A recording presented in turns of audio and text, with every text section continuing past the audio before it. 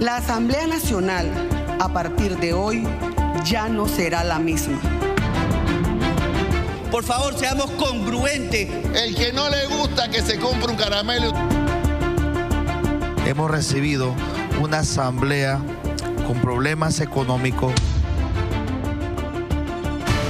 Los primeros 100 días de esta nueva asamblea bien se podrían definir como un carrusel. Por un lado, se eliminó la polémica planilla 172 y se tumbaron las cercas que bloqueaban al legislativo. Pero por otro lado, las reformas claves a este cuestionado órgano. Una reforma estructural del reglamento interno de la Asamblea. Siguen en el congelador. Para que podamos poner la casa en orden, debemos empezar a poner en orden el reglamento interno. No le tengo miedo de ninguna manera a hacer cualquier modificación del reglamento interno, porque para mí ahí no está el problema de la Asamblea. El debate político no se limita solo a la discusión de proyectos de ley. Le preguntamos a varios diputados si las cosas en la Asamblea realmente han cambiado. Sí puedo sentir una diferencia. Nuestros proyectos son incluidos en la agenda para discusión. Ha sido una asamblea bastante austera. Hemos estado trabajando con la misma planilla que le dan a todos los diputados. Yo pienso que es una asamblea que ha producido bastante.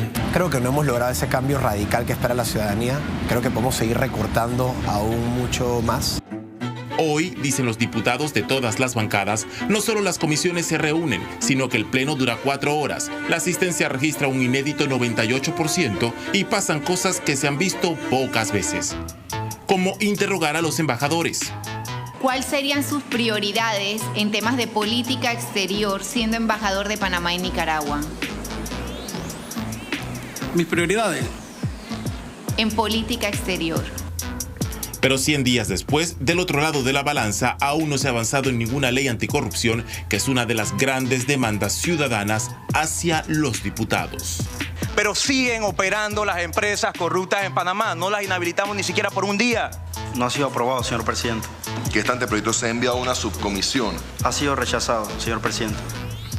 En ese momento pasó algo que se ha repetido en muchas de las decisiones claves de la Asamblea.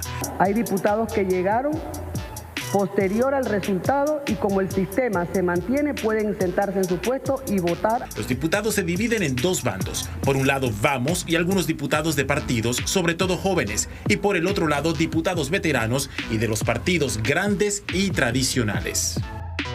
Nuestra bancada no ha seguido una línea del partido porque el partido no nos ha dado una línea. Partidos que en otro momento eran adversos, que no comparten la misma ideología, se ponen de acuerdo en votaciones que benefician intereses de algunos cuantos. Aquí yo no puedo ni puedo aceptar que nosotros estemos metidos en un bloque de partido ni bloque de independientes. Esto es falso. Aquí han habido votaciones cruzadas. Existen diputados que insisten en prácticas de la vieja política, aún en la que se ha llamado la nueva Asamblea. Pero la nueva aplanadora multipartido ha tenido sus fisuras. En la elección de Dino Mon como director de la Caja, parte de la bancada del PRD no fue a la sesión y el nombramiento casi queda rechazado. Estamos empezando a ver un resquebrajamiento de eso, que va a ser el rejuego en la Asamblea mucho más complejo y mucho más interesante. Entre el escepticismo sobre los aires de cambio de la Asamblea hay un hecho real. Por primera vez en 7 años, el presupuesto de este órgano bajó de los $100 millones. Es que la Asamblea que recién pasó manejó cifras astronómicas. En los últimos 5 años, en papel, su presupuesto de gastos fue de $650 millones, pero en la práctica, a punta de créditos extraordinarios, gastó más de 950 millones. En el tema del presupuesto, sí sería bueno hablar con compañeros que estuvieron dirigiendo la cabeza de esta asamblea. Pese al alto gasto, el nuevo edificio de la Asamblea se cae a pedazos con todo y los diputados dentro. Las filtraciones están por todas partes. Hay huecos en el cielo raso, conos por aquí y por allá. El patio interno está inutilizado y se pusieron pequeños basureros para recoger el agua que se cuela. TVN Noticias constató que ni la entrada de la oficina de la presidencia se salva del moho. Si no se repararon los daños del edificio, ¿a dónde fueron a parar los millones de la Asamblea? Algunos apuntan a las planillas. Hemos solicitado a la presidenta de la Asamblea la publicación de esas planillas y poder corroborar realmente.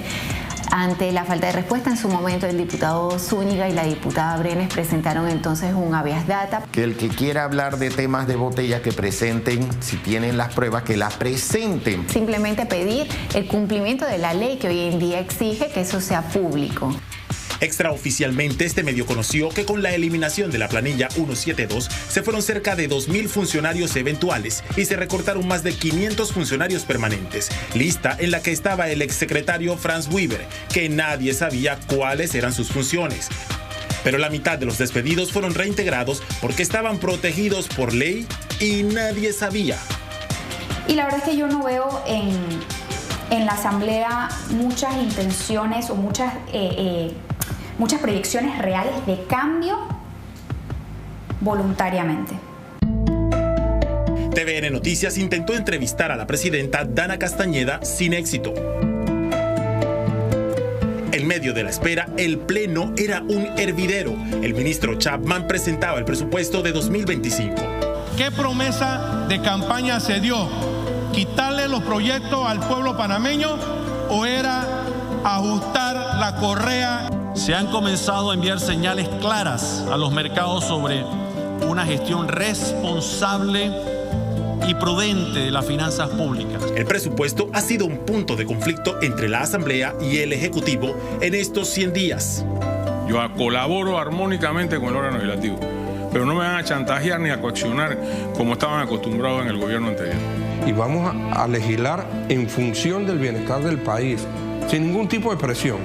Los diputados oficialistas pareciesen estar fragmentados. Sí, tenemos que conversar y consensuar los temas y quizás ahí se ha visto que no hay un yes man, como se dice. Como si existiesen dos cabezas a las cuales acatar. Yo creo que la verdadera medida de qué tan cohesionados están actuando Ejecutivo y Asamblea o qué tan fraccionada está la relación es que va a pasar los últimos días de esta legislatura. Del radar de los primeros 100 días de la Asamblea hay otro tema crucial, su independencia ya no de Molino, sino de Ricardo Martinelli. Aquí no hay una pugna para ver quién es más líder entre uno y otro, porque es una pugna sin sentido. Él da su opinión y a veces como presidente del partido tira líneas también. Camacho y Sergio Gálvez, presidentes de las comisiones más sensitivas, son figuras leales al expresidente Martinelli, pero eso no es lo que más preocupación genera. Claramente, ¿cuál es el problema? Cuando situaciones como las de denuncias o querellas penales ante jueces de la Corte Suprema de Justicia llegan a la Comisión de Credenciales, donde la preside una persona con mucha afinidad, el señor Ricardo Martinelli, quien es el involucrado directamente en esa demanda, ahí tenemos un problema de conflicto de interés muy grave y un problema que realmente pone nuestra institucionalidad y nuestros tres poderes del Estado en jaque. Para contexto, Shirley Castañeda, quien fue abogada del expresidente, ahora tiene el control de la Comisión de Credenciales y la denuncia va contra la magistrada que rechazó la casación del caso que tiene a Martinelli con orden de arresto. No se puede negar que tiene influencias, no se puede negar cuando vemos que hay diputados en ejercicio que se reúnen en la embajada, que le comparten qué está sucediendo, que le piden consejos o línea. Tras estos primeros 100 días, la Asamblea se enfrenta a su prueba de fuego, demostrar que los cambios no han sido cosméticos, que ahora sí representarán las aspiraciones ciudadanas, que el que hay para mí y las agendas ocultas son cosas del pasado. El tiempo corre en contra.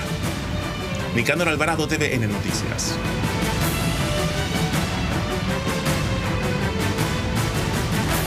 Mañana,